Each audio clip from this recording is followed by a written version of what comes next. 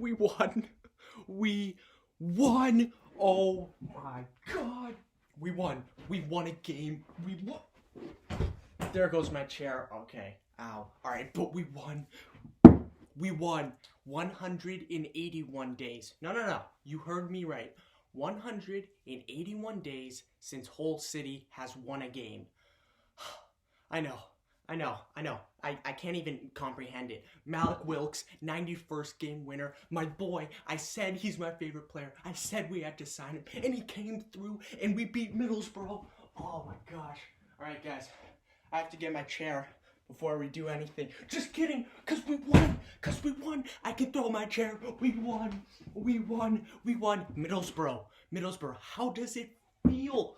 2-0, 2-1, 2-1, 2-1. We won. Hull City. Oh my gosh. Hull.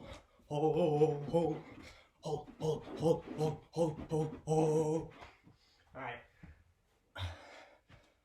We won a game. 181 days. Oh my gosh. All the ridicule from friends, family members, friends who support big clubs. It's all over. We've won. We've done it. We're 3 points up. Oh my gosh. We've leapfrogged 3 teams. We're up three positions in the table. Absolutely crazy. I can't even take it, guys. I can't. We won. My gosh. Hull. I love you guys. I love you, Hull. Oh my gosh. Hull. We did it. We won. All right, guys, I'm sorry. There's just a lot of, emotions. 181 days since the last time Hull City have won a football match. 181 days ago, we played Rotherham in the FA Cup and won. That was January 5th. And today is January 2nd, and the Hull boys have won. We've beaten Middlesbrough 2-1 in a game we absolutely needed because of Mallik Wilks' 91st game winner. Every video I've said he's my favorite player and we need to activate his loan to buy clause. And we did both of those things. He proved that he deserves to be every Hull fan's favorite player, honestly. And Grant McCann activated his loan to buy clause and it paid off huge dividends already. All right, guys, I'm Luke and welcome to the Hypnos channel, the only YouTube channel that educates you on your Hull City Football Club. For more Hull City content, make sure to subscribe down below. And without further ado, let's hit the pitch. Oh my God, guys. It's been so long since we won. Any Hull City fan has been dying like I have. I mean, I forgot the last time we won, honestly. It was over six months ago. Obviously, I said it was Rotherham, but I mean, so long, and we finally won. I mean, I don't even know how to comprehend it. I mean, when Wilks scored that game winner, I went crazy. It was like my house was on fire. Ran out of the house, woke up all the neighbors, was screaming at my top of my lungs. Absolutely insane. All right, guys, let's get into the match reaction, my overall thoughts, and the analysis of the match before I rant even more. But don't worry, there will be a Mallik Wilks rant at the end because my favorite player scored the game winner, and he's on the team permanently. This is probably the greatest day in Hull history. I mean, that's not true. The days we get promoted to Premier League are the greatest days, but Mallik Wilks signed permanently. Mallik Wilks game winner in a game we needed to win. 2-1, Hull City beats Middlesbrough. It's up there in the best days. It's definitely the best day this season for sure. All right, let's get right into it. All right, in our starting 11, we came out in the 4-3-3 with George Long, Callum Elder, Jordi Device, Reece Burke, Matthew Pennington, Daniel Batty, Leo da Silva Lopez, Herbie Kane, Mallik Wilks, the boy, on the right wing, James Scott on the left wing, and Josh Mangus up top as our striker. So let's just run through the game. Early in the 3rd minute, we conceded a penalty because George Long let a long shot bounce off of his gloves. Jordi Weiss had to take down Hayden Coulson because he inside the box to give away a penalty because Coulson had a free shot on goal. Basically, would have been an easy goal, but Jordi Weiss did what he had to, brought him down. Honestly, Jordi Weiss could have been sent off, but we got lucky. He did not get sent off. He played great all game, played good defense. He had to make that challenge just because it was an open goal. Played great defense the rest of the way and got the assist to Mallik Wilks on the winner. Absolutely a good game from Jordi Weiss, and it all could have gone downhill if he got a red for the challenge on Britt Asabalonga. And Britt scored the penalty when George Long dove to the left. Britt Asabalonga shot to the right, top right corner, and it was 1-0 Middlesborough. And it was looking pretty bleak, honestly, after conceding the early goal.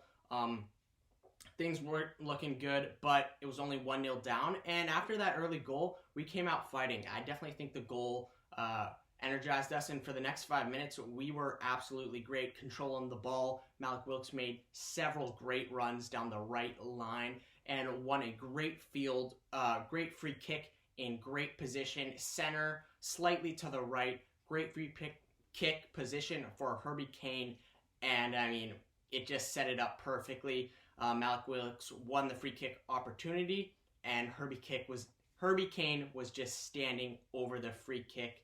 And every whole city was wondering, could lightning strike twice in back-to-back games? Could Herbie Kane put the ball in the back of the net off of free kicks in back-to-back games? Could lightning strike twice? And this time, the wall did not jump, learning their lesson after Herbie Kane slotted in a free kick under the wall against Birmingham City. So the Middlesbrough wall did not jump, but it did not matter. Herbie Kane whipped it over the wall and into the top right corner. 1-1 Herbie Kane, an absolute magician with a free kick in front of him. It didn't matter what the wall did. He put it in the top right. The Middlesbrough goalkeeper had 0% chance. Just got there a millisecond late because Herbie Kane put it in the correct spot. Keeper had no chance. Game 1-1. Herbie Kane does it again. Absolute wizardry from Herbie Kane. He's given Robert Snodgrass a run for his money on whole city free kicks. I know it's a little early, but these 2 free kicks Herbie Kane has done are absolutely insane. Shades of Robert Snodgrass. Again, back-to-back goals and back-to-back games by Herbie Kane on free kicks. Absolutely amazing. After the score was tied, the game began to get a little sloppy in the first half, and nothing too interesting happened besides injuries in the first half. Not too many scoring opportunities. Honestly, 0 after the game went 1-1. And then really the only thing that happened was that Hayden Coulson and Dead Spence continued to be very dangerous for Middlesbrough, attacking, penetrating our defense. Those 2 players for Middlesbrough kept the first half somewhat interesting, always attacking. Dead Spence had a great run, but they couldn't capitalize. Thank God they couldn't capitalize. But the injuries were in the 27th minute. Herbie Kane went down with a hamstring injury, forcing Grant McCann to bring on Honeyman for him. I've been vocal about my like for Honeyman. I definitely like George Honeyman. He's been good in substitute appearances, but I mean, we did not want to bring him on this early. Herbie Kane goes down with an injury. Hopefully it is nothing serious, but he's brought off about midway through the first half. However, he did contribute to the game, scoring that beautiful free kick for us. Absolutely amazing. Then in the 36th minute, Callum Elder gets elbowed to the face. Looks like a concussion. He does not like to be brought off, but the doctors make sure that he's brought off. Grant McCann brings on Kevin Stewart, and Leo da Silva Lopez gets moved to left back. Hopefully both of them are not injured for the long haul. I would like to see them both back against West Brom, Bristol City, and Millwall our next 3 games. But who knows? Fingers crossed.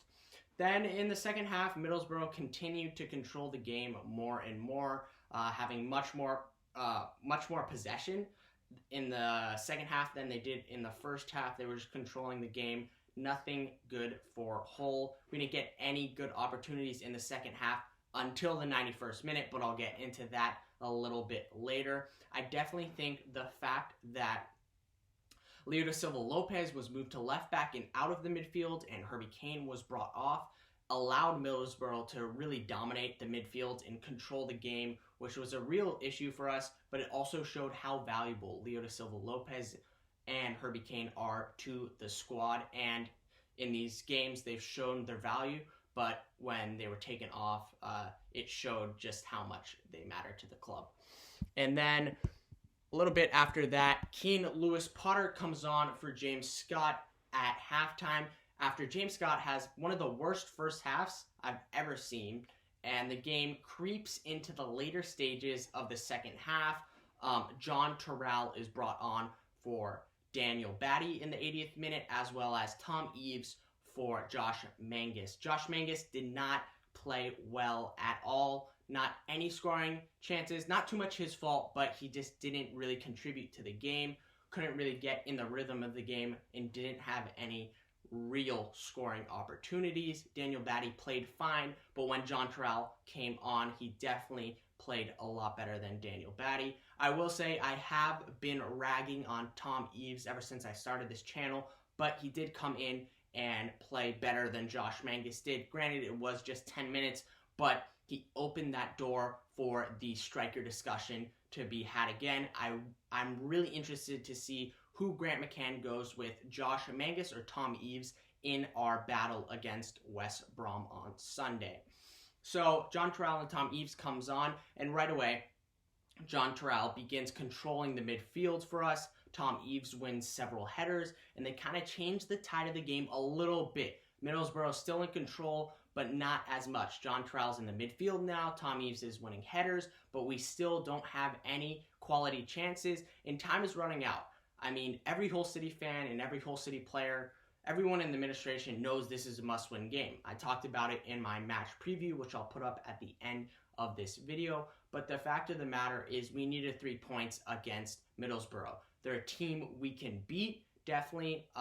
They're a team that's been on sloppy form besides their win against Stoke. And the big thing was our upcoming fixtures. We play West Brom, Bristol City, and Millwall, all really good teams. West Brom is second in the table, and those are games that we're going to be hard fought to take away points from. I definitely think we can get points from and win each of those games, but Middlesbrough was a game that was absolutely crucial because some of the bottom tier teams that are in the relegation fight with us have a much easier schedule than us, so it was crucial that we get this win against Middlesbrough.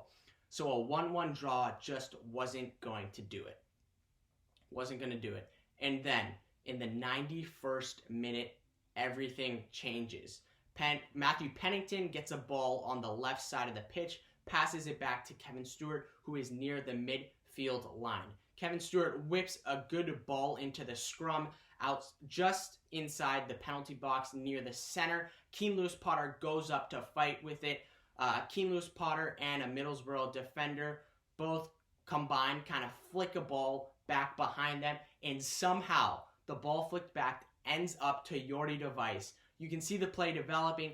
Middlesbrough defender comes out to Jordi de Wijs. He flicks the ball down right into the path of Mallik Wilks, leads him perfectly. Mallik Wilks is one-on-one with the Middlesbrough goalkeeper. This is our only scoring opportunity. It's 1-1. We need a goal. We need the 3 points. And Mallik Wilks, not even a touch, first time, is in mid-slide, leaning to the left, absolutely smashes it with his left leg around the keeper, top right, top bins. The best goal of the season, the biggest goal of the season, and Mallik Wilks puts it in the back of the net, and we're up 2-1. Mallik Wilks scores the game winner. Absolutely amazing. Mallik Wilks is a stud. A stud.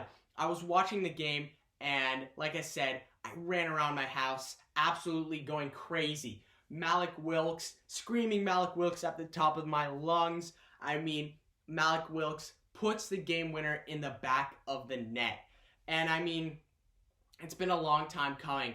Since the start of this channel, since Mallik Wilks came over from Barnsley on in January, I have said, that guy, Mallik Wilks, I like the way he's played. He is my favorite player now. I've said, we need to activate his loan to buy clause. Look at all my videos. I say it every time, probably 3 or 4 times. Every time, I'm sure my subscribers are, getting annoyed, but every time I say, we need to activate Mallik Wilks' loan to buy clause. We need to activate Mallik Wilks' loan to buy clause. I say it more than I say Tom Eaves shouldn't start, which is something I believe in. But I say we need to activate Mallik Wilks' loan to buy clause more than I say anything on this channel.